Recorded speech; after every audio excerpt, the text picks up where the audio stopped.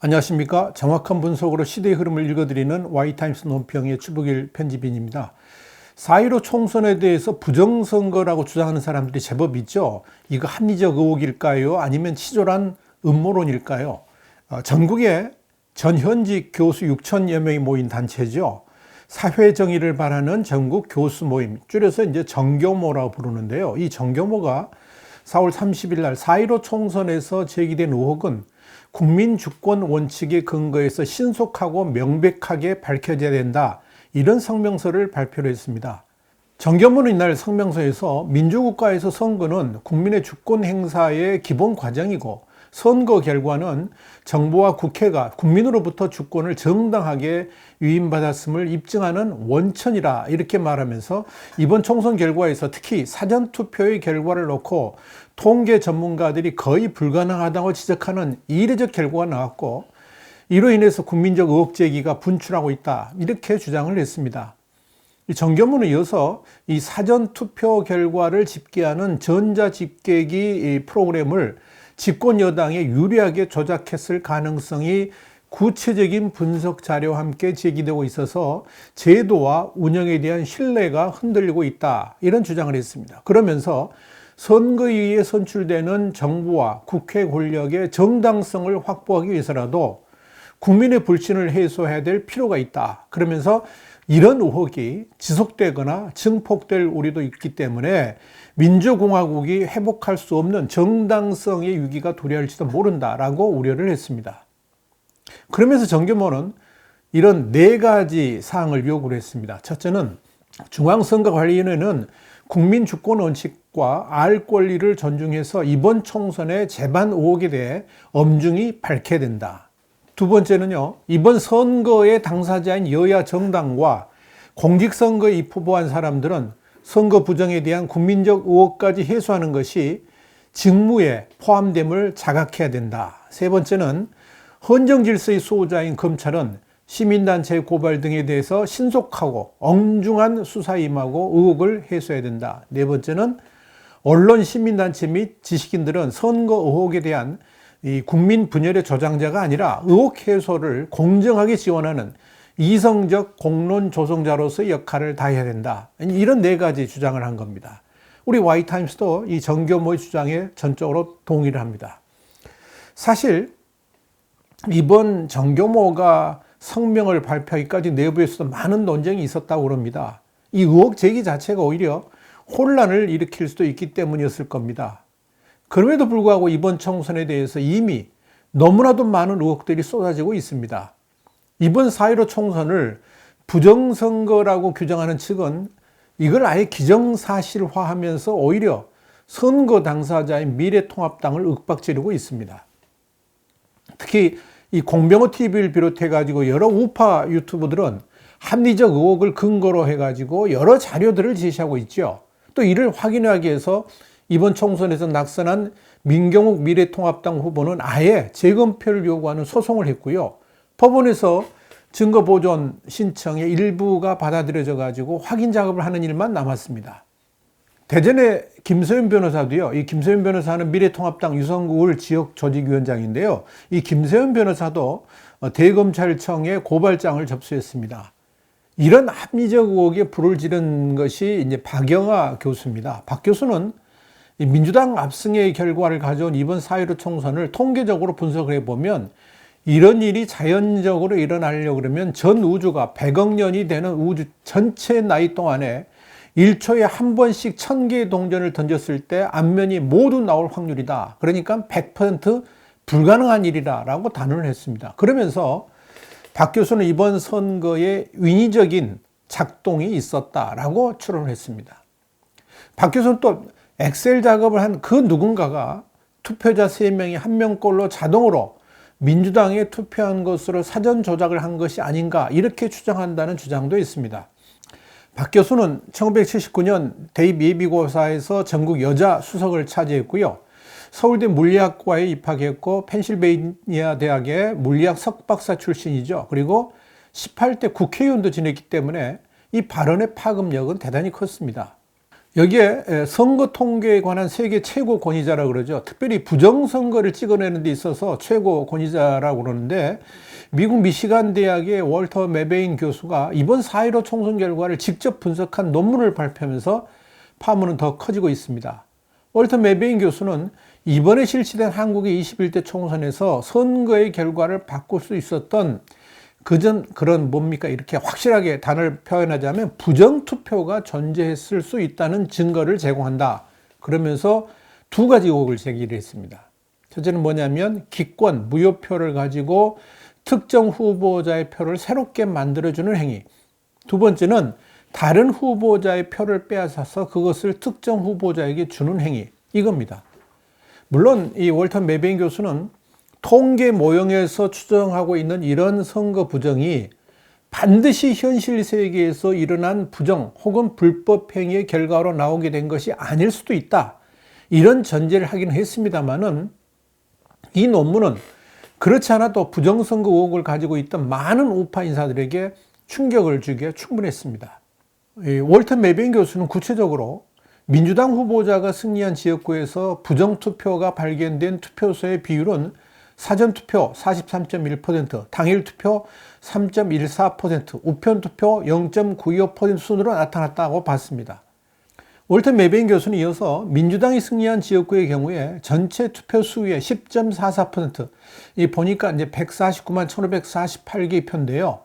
이 10.44%가 부정투표에 의한 것으로 나타났고, 집계된 총 252개, 한 개 지역구는 집계가 안 됐는데요. 252개의 지역구 중에서 16개의 지역구에서 부정투표에 의한 당선자가 나타났다. 그래서 이제 당선자가 뒤바뀌었다는 이야기죠. 이렇게 보고를 했습니다. 그러면서 이 월터 메베인 교수는 이번 21대 총선에서 불법적인 선거 부정이 일어났다는 것에 대한 확증적인 증거는 될 수는 없지만, 이런 통계적 결과는 21대 총선에서 실제로 불법적인 선거 부정이 일어났는지에 대해서 조사를 해볼 필요성은 충분히 있다. 이런 결론을 내는 겁니다.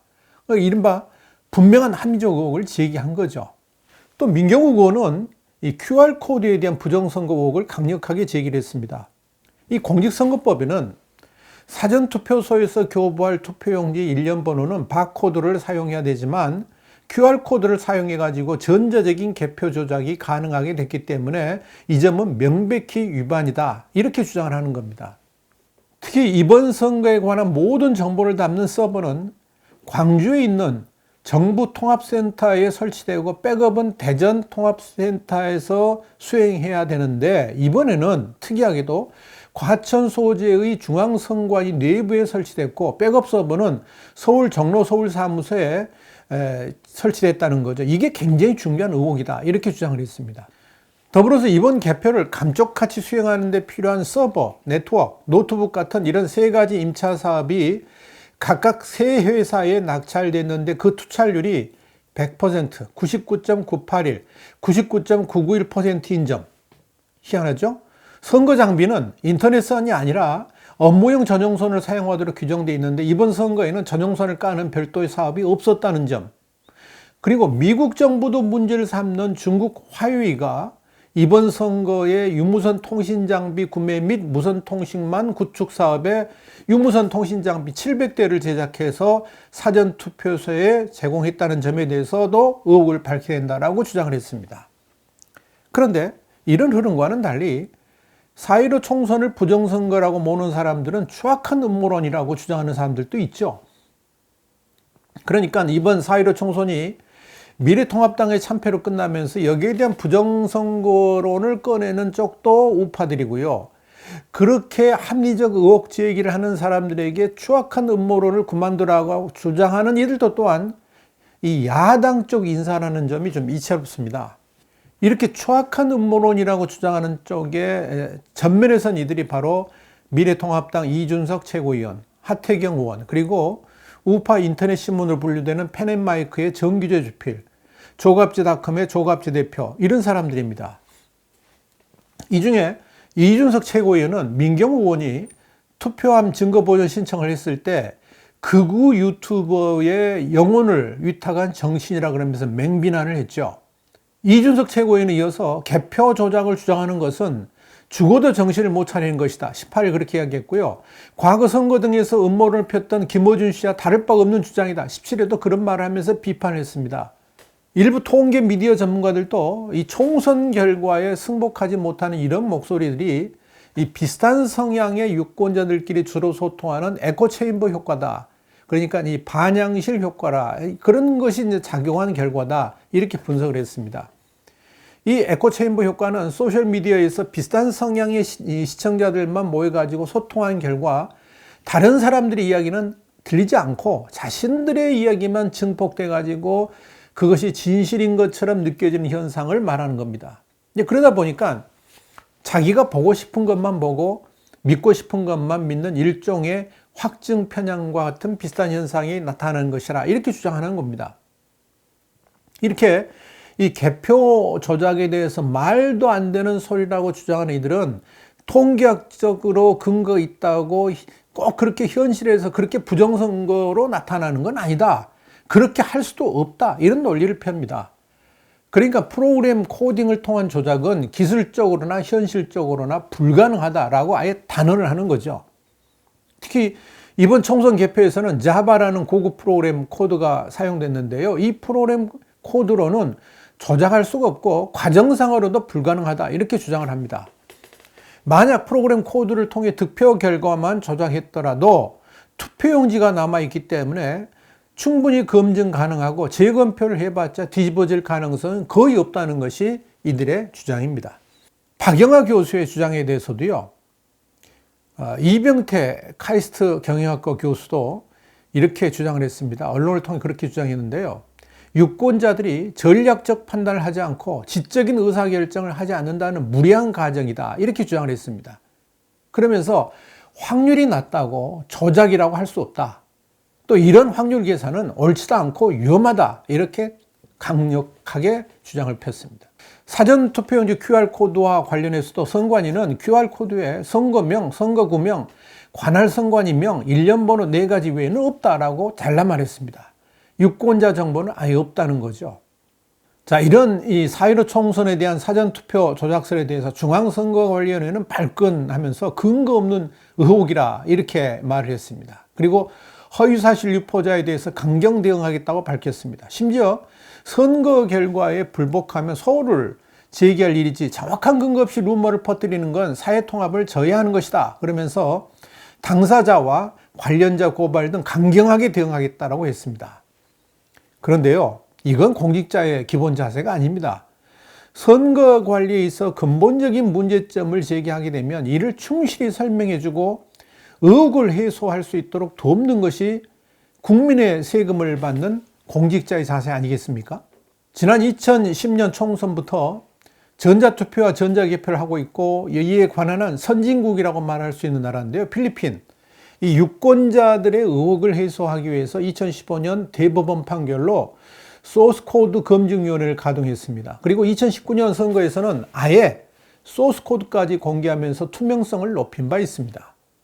이 결과로 선거 때마다 부정선거 의혹을 제기했던 이들조차도 선거 결과에 대해서 만족감을 갖게 되었다라고 보고를 하고 있습니다. 이번 4.15 총선에 대해서 많은 이들이 특히 해외의 석학까지 의문점을 제시할 정도라면 선관위가 앞장서서 국민적 의혹을 해소시켜주는 것이 마땅하지 않겠습니까? 당사자인 미래통합당 역시 부정선거 의혹을 해소해달라는 국민적 요구에 선거 불복 프레임을 두려워하면서 뒤로 숨어서는 안 되는 거죠. 오히려 적극적으로 선거관리위원회에다가 국민적 의혹을 해소시켜달라고 주문하는 것이 맞지 않겠습니까? 지금 상황이 피한다고 해서 사라질 수 있는 의혹이 아니지 않습니까? 그렇다면 미래통합당도 4.15 총선에 대한 국민적 의혹 해소 특위를 만들어서 이번 선거에서 나온 모든 의혹들을 검토해가면서 선거관이나 학자들과 함께 토론을 거쳐서 의문사항을 풀어나가는 것이 옳을 겁니다.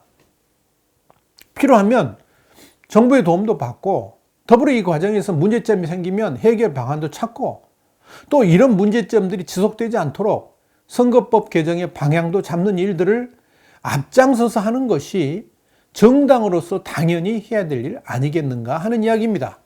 다시 강조합니다만은 미래통합당이 국민적 의혹 해소를 위한 특위를 만드는 것이 4.15 총선에 대한 불복의 개념이 아니라 많은 국민들의 의혹을 해소시키고자 함이고, 더불어 제도 개선을 위한 출발점이라는 사명을 인식한다 그러면 그런 활동에 여당이 어찌 선거 불복 프레임을 씌울 수 있겠습니까? 분명한 것은 사전투표제는 개선돼야 됩니다. 이 역시 미래통합당이 해야 될 일입니다. 지금 같은 방식의 사전투표가 존재하는 한 어느 쪽이 승리하더라도 부정선거 시비는 끊이지 않게 되어 있습니다. 그렇다면 당연히 개선돼야 됩니다. 사전투표 폐지를 포함해가지고 개표 방식의 개선 같은 것도 검토를 해야 됩니다. 독일이나 프랑스는 투표소에서 직접 개표하는 분산 개표제를 채택합니다. 이유는 개표 과부하로 인한 전자개표를 하지 않기 위해서 그런 거죠. 개표 과정의 전산화는 어쩔 수 없이 개표에 대한 유권자의 감시를 제한할 수밖에 없고요. 이건 투표 결과의 조작, 왜곡 위험성을 높이게 됩니다. 당연히 개표 결과에 대한 막연한 불신을 키우게 되는 거죠. 그래서 독일의 연방헌법재판소는 이 연방의회 선거에서 부정투개표 사례가 확인되지 않았음에도 불구하고 유언으로 판결을 했습니다. 그리고 투표 및 개표를 특정 전산 프로그램과 단말기를 통해서 하도록 했다는 점, 이걸 우리가 주목해 볼 필요가 있습니다. 지금 이렇게 많은 국민들이 부정선거를 주장하는 데는 다 이유가 있다는 이야기죠. 그렇기 때문에 무조건 귀 닫고 눈 감을 일이 아니라는 이야기입니다. 억울한 사람이 있다 그러면 시끄럽다 그러면서 조용히 하라 호통치기보다는 왜 저렇게 억울하다고 말하는지 들어보는 것이 우선 아니겠습니까? 그리고 그 마음을 달래주는 일을 하는 것이 바로 정치고 정당으로서 당연히 해야 될 일일 것입니다. 정부 여당도 마찬가지입니다. 선거 부정을 주장하는 이들도 다 대한민국 국민입니다. 이들이 억울해하는 말들을 정부 여당도 경청을 해야 됩니다. 설득하고 설명하면서 문제점이 있다 그러면 개선하겠다는 의지를 밝혀야 되지 않겠습니까? 그것이 정부로서 응당해야 될 일, 그렇게 저는 생각을 합니다. 정부와 여당인 더불어민주당 그리고 특히 미래통합당의 각성을 촉구해 마지 않습니다. 와이타임스 논평이었습니다. 다음 시간에 다시 뵙겠습니다. 감사합니다.